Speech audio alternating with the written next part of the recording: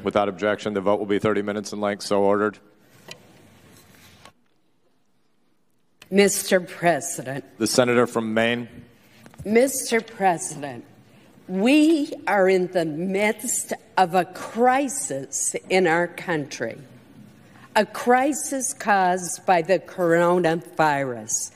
I cannot believe that the answer to this crisis, as we move to address the economic consequences that are so severe for the people of this country, that the answer from our friends on the other side of the aisle is delay, delay, delay. No sense of urgency, no hurry. I will tell you, Mr. President, I've had the honor to serve in this body for many years. Never, never have I seen Republicans and Democrats fail to come together when confronted with a crisis. We did so after 9/11. We did so with the financial meltdown in 2008. Here we are facing an enemy that is invisible but equally devastating to the health of our people and to the health of our economy.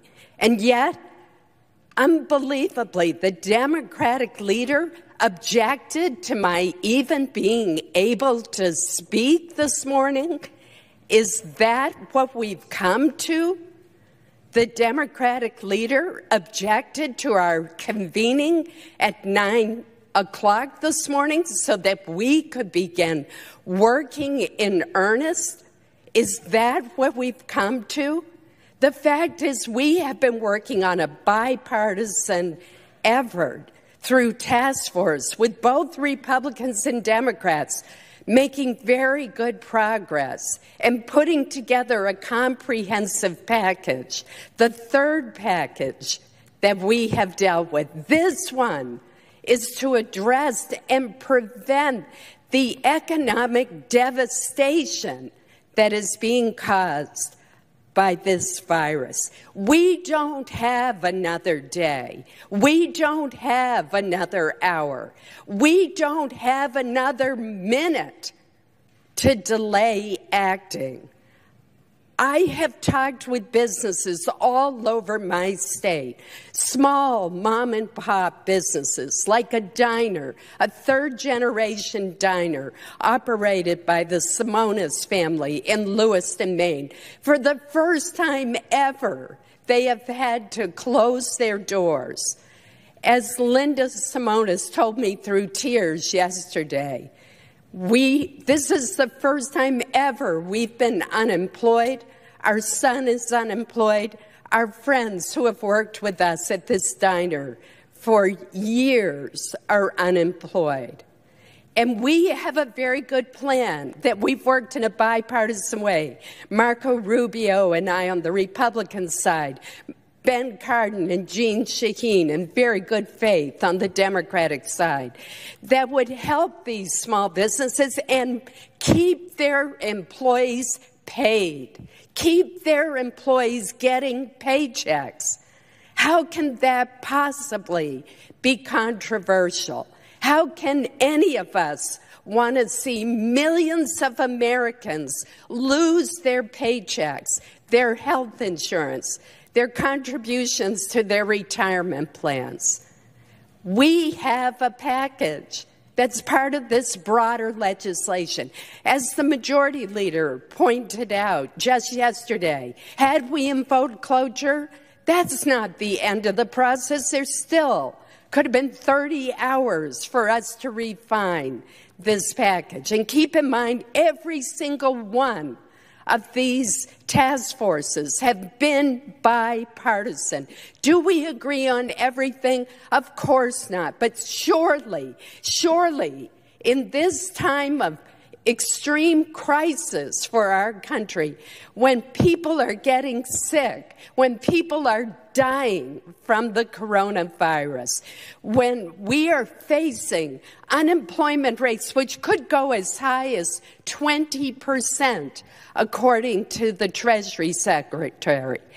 Surely we ought to be able to pull together and work quickly to respond to the needs of the American people. Mr. President, I cannot believe the objections to proceeding to this package. Is this package perfect? No, but that's why negotiations are still going on.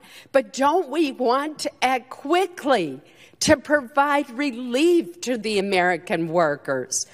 This is disgraceful. We do not have time. Time is not on our side. Let's get the job done for the American people. Mr. President. Let's get the job done for the American people. Mr. President. The senator from West Virginia. Mr. President, I rise because my dear friend, I can tell, is very upset. And I'm upset. I'm upset that we're at this point. I really am. I'm working with you on so many things in a bipartisan way, and I always have, always will. But with that being said, let me make sure, I haven't been here as long as many of you have, the experience that you have.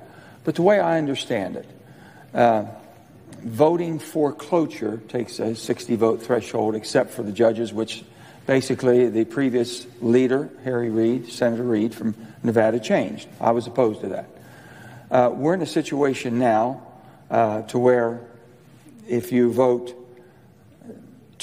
yes on cloture and then you're not in agreement with the bill, then it only takes 51. That seems to be the reason that everyone's saying, wait a minute, let's get an agreement so we can move through.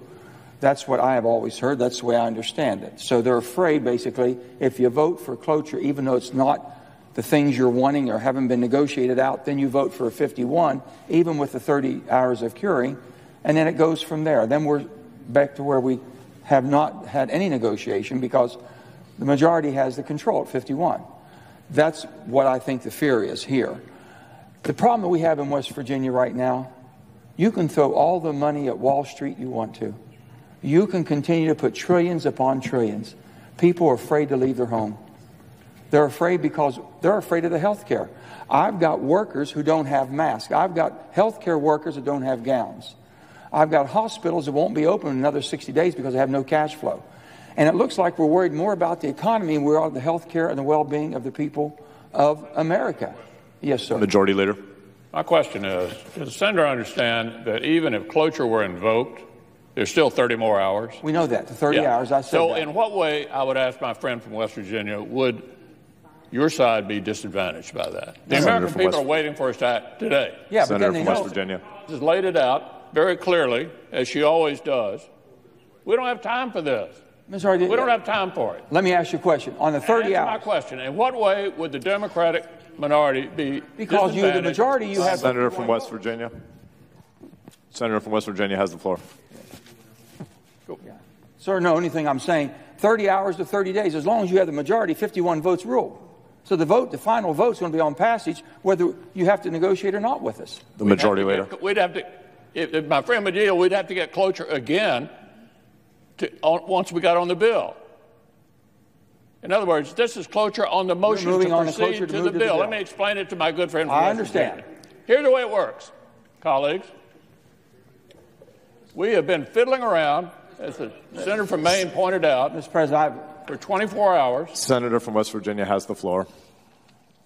I'll be happy. I know where you're coming from on this. We just have a little different opinion about this. I thank my friend from West Virginia. I think the majority leader. Colleagues would benefit from understanding where we are.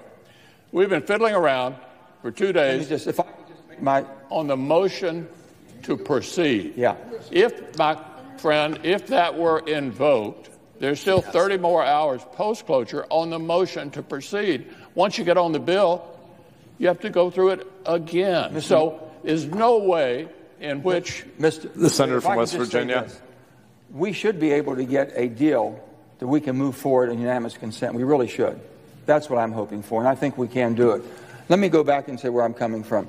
My whole thing is based around the health care right now. You can't throw enough money to fix this if you can't fix the health care. If you can't give my people in West Virginia and across this country the feeling that we have a treatment and we're moving towards a vaccine, they're not leaving their homes.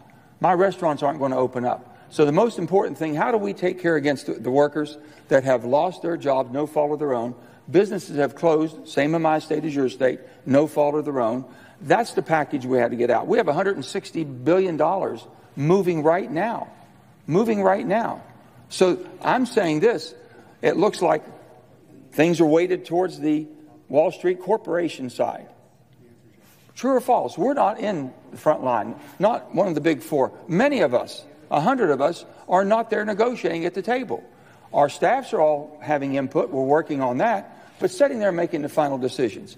This comes down, can we give the confidence that we can rise to the occasion to keep the people healthy in our states? My hospitals need to stay open. My healthcare workers need to be healthy. They need to be protected. And it seems like we're talking about everything else about the economy versus the health care.